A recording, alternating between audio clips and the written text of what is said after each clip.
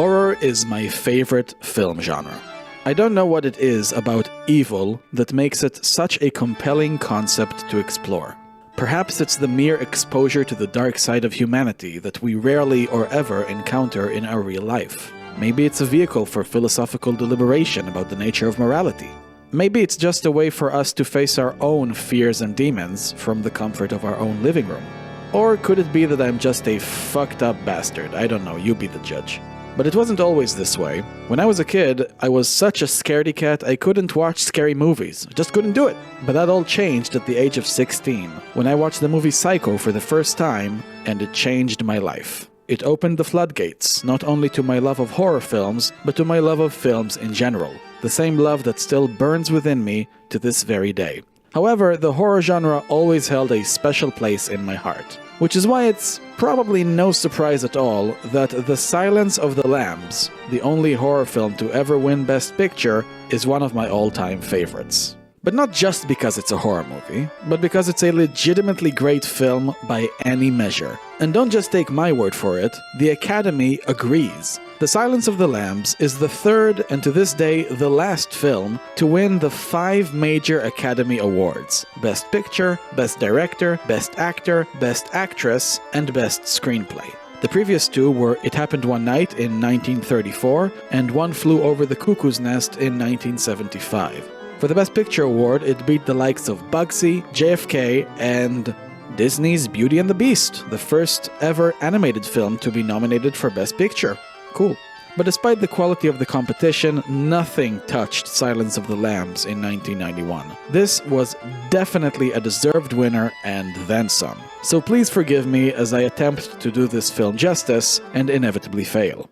The Silence of the Lambs was directed by Jonathan Demme, and it stars Jodie Foster and Anthony Hopkins. It tells the dark and violent story of a young FBI trainee by the name of Clarice Starling, who's selected to interview Hannibal Lecter, a sadistic psychiatrist turned cannibalistic serial killer who's currently in a jail cell. The aim? To attain information about another serial killer called Buffalo Bill, who's currently at large. But getting what she needs is easier said than done, for Clarice has to maneuver through Lecter's mind games and manipulations, and maintain her own sanity in the process. Believe me, you don't want Hannibal Lecter inside your head. This movie is incredible. Every single thing about it ranges from great to legendary. I'll start with the acting, which was great across the board, but our 2 Oscar winners steal the show.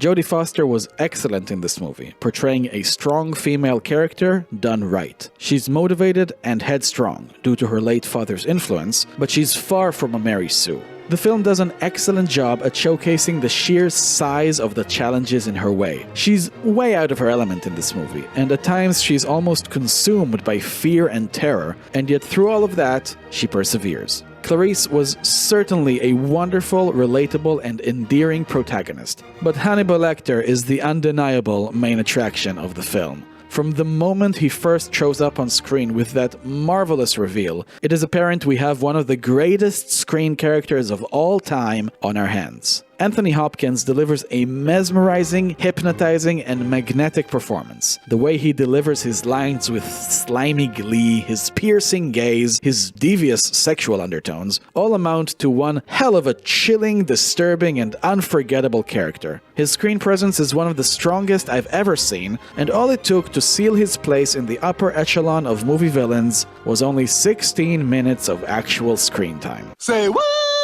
But as good as both Hannibal Lecter and Clarice Starling were, they were at their best when they shared the screen together. The scenes when it's just the 2 of them alone having a conversation are hands down the best scenes in the film. Their interactions are super entertaining, their chemistry is great, they play off of each other wonderfully, so much so that I think I'd still highly enjoy the film if it was just the 2 of them talking for its entirety. It really is that great. But of course, the film has a lot more to offer than just its 2 main leads. The supporting characters are great as well and serve their parts, with the obvious standout being Buffalo Bill, the serial killer Clarice is trying to hunt down. This boy is an absolute freak. Ted Levine does an excellent job with the character. His performance is extravagantly creepy. Everything about him, from his looks to his mannerisms, all the way to his hellish actions and even his nightmare-inducing flat, it's eerie as hell.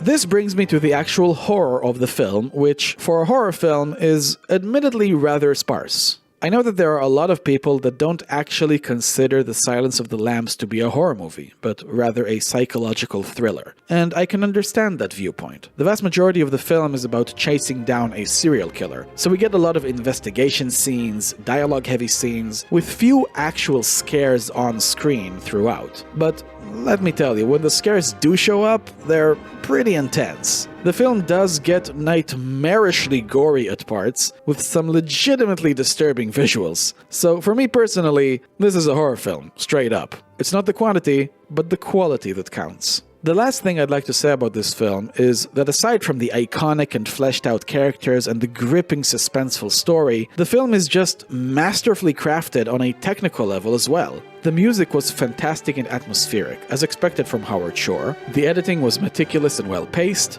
but the thing that stood out the most to me was the cinematography, specifically the way the camera is used as Clarice's POV. This is the aspect that elevates The Silence of the Lambs from a damn good film to a freaking masterpiece. During multiple instances, the film is shot from the perspective of Clarice Starling's point of view. And every time the film does this, it does something special or interesting with it. At times, the film just allows us to get a feel for the surroundings and adds to the tension, such as the scene where Clarice walks down the hallway towards Lecter or the climactic showdown at Buffalo Bill's flat. At times, we enter Clarice's internal thoughts and memories. We jump in and out of flashbacks seamlessly, which lets us learn more about her past and understand her motivations. And of course, through her eyes, we see how the men she encounters look at her. And well, I don't think I need to say anything else. I'm not even a woman and I feel objectified. Holy cow. Truly, truly masterful. This is one of the most well-crafted films I've ever seen, and I'm not exaggerating. I swear. The Silence of the Lambs is more than just the only horror film to win Best Picture. It's one of the greatest films ever made. It has everything: memorable and iconic characters, expert execution on all levels, shocks, thrills, twists, action, suspense, and of course, gruesome and horrific moments that give you the shivers, just as horror should. The Academy seldom gets things right, but with this film, they got it as right as they possibly could have. How much do I like this film? Well, it's been a while since the very top of the list was in sight, but Silence of the Lambs gets us there. As of right now, only The Godfather and Casablanca are above it. I wasn't kidding when I said that it's one of my personal favorites, people. The 90s couldn't have hoped for a better start, and it's just the beginning. Up next is the 65th Best Picture winner, an honest-to-God, straight-up Clint Eastwood Western, co-starring Morgan Freeman and Gene Hackman, Unforgiven. You can't get much more badass than that. Check back again for the next video of DB Reviews Oscar Madness Marathon and subscribe to my channel so you won't miss a thing. Thank you all very much, and let the journey continue.